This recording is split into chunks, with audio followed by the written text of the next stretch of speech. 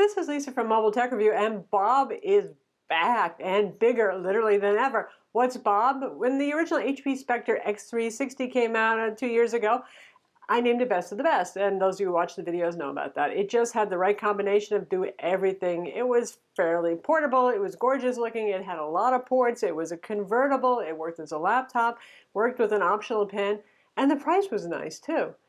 And HP just refreshed the 13-inch Spectre again, and they got us a little bit confused. But at first they had one that just had not so much of all those special sauce ingredients, but it was a gorgeous-looking product.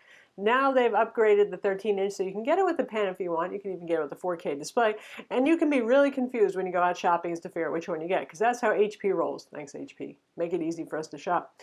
The 15-inch HP Spectre x360 just came out, and it makes shopping easy because there's only one configuration, whether you get it at Best Buy or if you get it at HP's website. And it's a very well-configured product that has the pen in the box.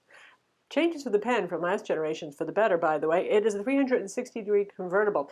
It has a beautiful design. Metal chassis here, that dark ash silver color that I like better than boring old everyday silver.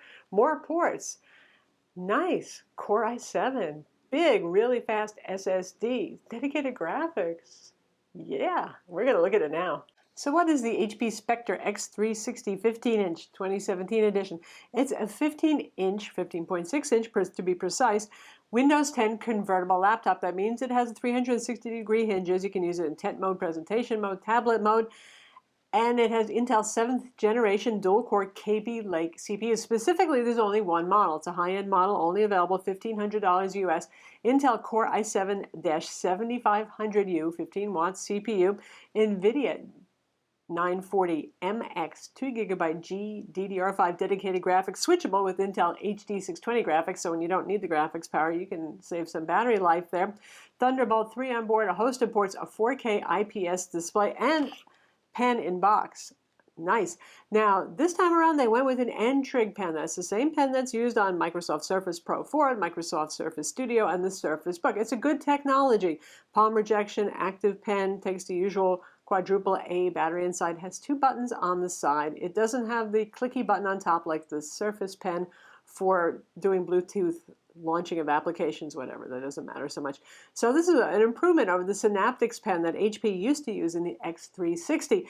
That one was less precise, prone to sometimes a little wonky behavior. This is good stuff right here. So what's special about that is that for those of you who are doing light CAD work or you're artists and you want a bigger canvas, it's real easy to find 12-inch and 13-inch, well, reasonably easy anyway, to find a selection of products that actually have an active digitizer, active pen.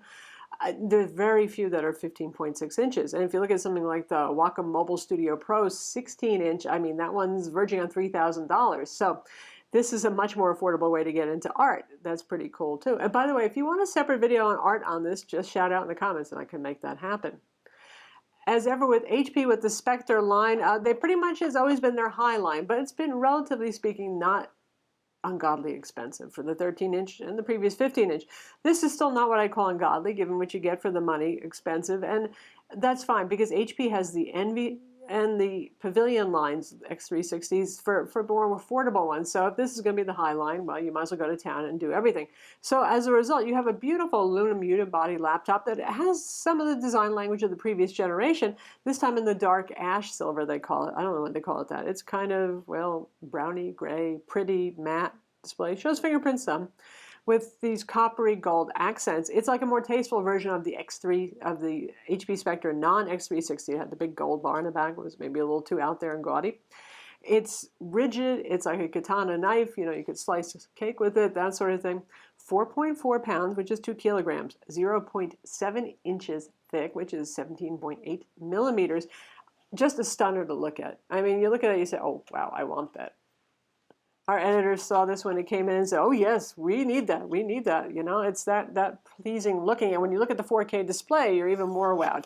And the back, body colored hinge here. So it's really very good design. I mean, HP is really channeling their inner Martha Stewart here with good color, good design. The bottom on this is the same finish. You can see the fingerprints there.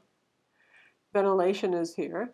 And the pen obviously matches in color to the box even. You know, we usually don't show the box, but this thing is just so wow. I mean, this is probably going to blind the camera, but here's the very pretty box with the woohoo gold bottom over here even. So everything is well done. Even the charger, oh, interesting static slide there.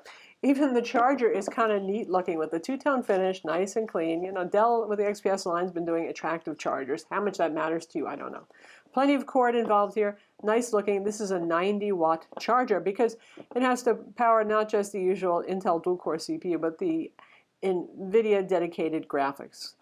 And you get a genuine faux leather carrying case, which actually looks very leather-like. It's not. Noisy Velcro here, microfiber on the inside, doesn't stink too much like some Asus and Acer slip cases that you just about drop dead when you smell the chemical smell. Not too stinky, something you might actually use. It's in the box, there it is. One of the reasons I was a little less enthused about the X360 13-inch late 2016, now early 2017 edition was the fact that, you know, the original Spectre X360, aka Bob, had a lot of ports for a 13-inch Ultrabook. It was really nice. You didn't have to go around and find dongles, adapters, make concessions. And the 13-inch latest edition really pared down the ports, going with the trend of mostly having USB-C Thunderbolt 3. This one has the best of both worlds. You get two USB-C ports, and one of them also does Thunderbolt 3. So forward-looking, you want to use peripherals, you want to try out something like external GPUs in the future, you've got that. But you've also got the USB Type A port, the traditional USB 3.0 port on board, HDMI port, and an SD card slot. Of course, the headphone jack. Those are not disappearing from laptops yet. So it's pretty well equipped. You're not going to be running looking for dongles immediately just to do your basic stuff. It's a nice selection of ports, yet it's forward-looking. So good job there, and that helps push it into the category of, yeah, it's ticking all the boxes. It really is. The bottom panel is removable. It uses Torx T5 screws. You're going to have to remove the bottom rear feet, two of them, to actually access to then Phillips head screws, because HP really doesn't want you getting inside of Spectres. They just keep making it more and more challenging. Now, I usually show the internals. In this case, I didn't. Once you undo all those screws, that's not the hard part, and rip off the rubber feet, and you may need some double-sided adhesive because it's pretty hard to not destroy it when you pull off the rubber feet. It uses metal clips to hold that panel on as well, and it was just so hard to take it off that I was afraid I was going to damage our review unit, so I didn't. So sorry, no picture of the internals, but inside there you'll have a socketed Wi-Fi card, a socketed M2 SSD, PCIe NVME. This is one of the fastest SSDs we benchmarked. It's usually something like you'd get aftermarket by getting a Samsung 950 Pro or something like that. So in the box, as it is, that's pretty neat to have there. And the RAM is probably soldered on board because that's what HP and most Ultrabook manufacturers do. But because I haven't opened it up, I can't swear to that. It is DDR4 2133 megahertz dual channel RAM in configuration. And again, 16 gigs of RAM. There's only one here, so you're going to town with it. You got 16 gigs of RAM. You have a 512 gig SSD inside again. That fast NVMe. It is a Samsung one. Intel 8265 AC Wi-Fi, which is Intel's current latest generation dual-band high-end Wi-Fi AC card. And in keeping with the high-endedness, it is available only with the Core i7 CPU. The laptop has stereo speakers. Bang & Olufsen is the partner for the audio here, and HP has gotten over their "we're too quiet" problem, and good volume, reasonably good bass. There's no subwoofer here, hey, so it's not going to have as nice full of sound as a 15-inch gaming laptop with a subwoofer, but very enjoyable if you're doing something like watching a movie or playing a game.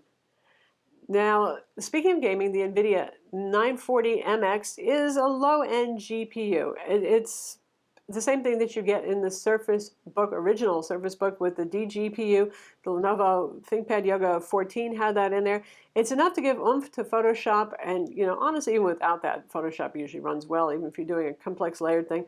To help with something like Adobe Premiere Pro, if you're doing video editing, Adobe only makes so much use of a GPU. So if you get a really, really high-end GPU, it tends to not make as much of a difference. So it's enough to give you oomph there. To play older games like Skyrim, it's fine. You can even play Battlefield 4, Bioshock Infinite on it. It's not really for playing Battlefield 1 or certainly not The Witcher 3. It's not a gaming laptop per se. And it's super, super thin. So, you know, cooling can only do so much. They can't really put a heavier duty GPU in here, and there's not enough space for it either. But for productivity, for art, it gives a little extra oomph. And that's exactly what it needs, and it's nice. And like I said, it's going to help with some of the older games, casual games certainly. Things are still good when you open it up, which is always nice, and you can't always count on it. You've got your Speaker grills over here. HP's been doing that. That's the typical pattern they've been using for the Spectres. It looks nice enough. Matching finish inside, and the oversized, ginormous trackpad that HP loves. It's not as crazy big as Apple's, but it's still pretty big, and I still don't know why. The good news is that it works really well. This is a Synaptics trackpad, and there's software so you can control multi-finger taps, gestures, all of that sort of thing.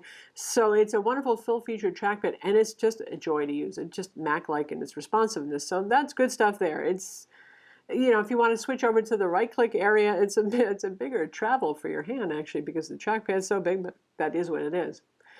Like the 13-inch Spectre, this is a low-travel keyboard, but not so super low. It's about 1.3 millimeters or so.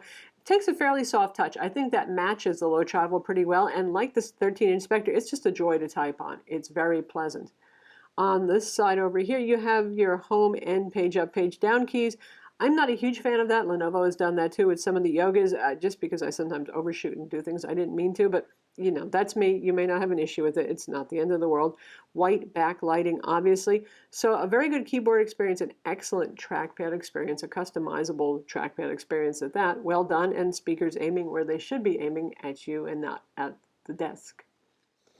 So like I said, when we first opened this up, the other editors said, ooh, I want one, because the 4K display is just really gorgeous. It's an IPS made by Bohidus. It's not a pentile matrix display. It's bright, it's colorful, it's sharp as anything. HP ships it with 250% scaling, makes the icons and the text, I think, too big, so I've dropped it down just to 225%. These days, apps mostly scale very well for high-resolution displays, and on a 15-inch to really 15.6-inch display, it starts to make some sense to go with a higher resolution, particularly if you want to edit photos or video, or you know, you just want your video that you're watching to look as sharp as possible, even if it's upsampling from 1080p. It's really nice. The colors pop on this, and the metrics are good, typical of high-end Ultrabooks too.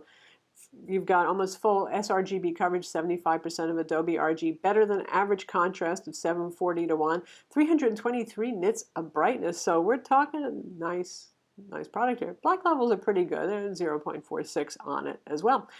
Pleasing display, no flickering that I've seen whatsoever, not pulse width modulation that some folks are sensitive to. It's good stuff. Now this is a convertible, so you can use it flat, which probably most of the time you won't unless you're trying to share your presentation with somebody. You can tent it like so, which is kind of handy on an airplane tray table, or if you're just watching a movie and you don't want to take up so much space on the table, you can do this with it if you want. It's not, you know, it's not insanely stiff, so you can't rest your hand on it like pretty much all convertibles. If you're going to be drawing on or something that you're going to need some kind of stand or wedge or whatever it is, and you can use it like a tablet. It's a heavy tablet, yes, but on the upside, it's also a beautiful, large digital canvas to draw on, and it has palm rejection, N-Trig technology inside. Great for note writing, though. I think most note writers aren't going to want something this big. Performance on this, as Ultrabooks go, is excellent. It benchmarks well, it performs well, it has one of the fastest SSDs you're going to find. You got Core i7 goodness in here, plenty of RAM to work with, so yeah, unless you need a quad core, unless you need something like the Dell XPS 15, that level of performance given what you're using it for most people, certainly this is more than adequate. If you need a quad core CPU, typically you know who you are, and that would be gamers, serious heavy duty number crunchers, people who are doing CAD work professionally, not just your first year in school, but you're out of school and you're doing CAD work professionally. Those are the folks who typically look to quad core CPUs. For the rest of the world, more than fast enough. Photoshop flies on this. Lightroom is a pleasure on it. It's good stuff. So battery life, something's got to be wrong, right? Well, no, nothing's wrong here either. 79.2 watt-hour battery. In fact, HP actually made this a little bit thicker than the last generation, which is a good move because it allowed them to put an even bigger battery, and that's a pretty high capacity battery, especially given the dual-core 15-watt CPU and the lower-end NVIDIA graphics, switchable again with Intel integrated graphics. So this is an all-day product. It's perfectly reasonable to expect this to go 8 hours without being plugged in, and that's with 50% brightness, Wi-Fi on and active, mixed productivity, streaming video, editing photos in Photoshop, that sort of thing.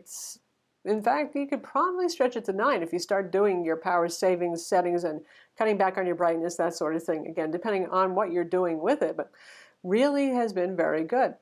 charges via the USB-C/Thunderbolt 3 ports. You can use either of those. I have not heard any coil whine on this one. I know some of you are sensitive to that, and that's the capacitors making a little sound, often when it's plugged in and charging more than anything else. Despite the fact that it's pretty thin, it doesn't get terribly loud. Usually the thinner they are, the harder the fans have to work and the hotter they get. It does get toasty on the bottom if you're working it hard. I've used it to play Civ 6. It's got enough horsepower to do that, and the touchscreen makes it fun. And, just like the 13-inch model, you'll feel the heat. The metal is conductive. It's very thin. It's not going to burn you, but it gets pretty toasty. If you're working on Word or streaming a Netflix video, no, it's not going to get hot at all.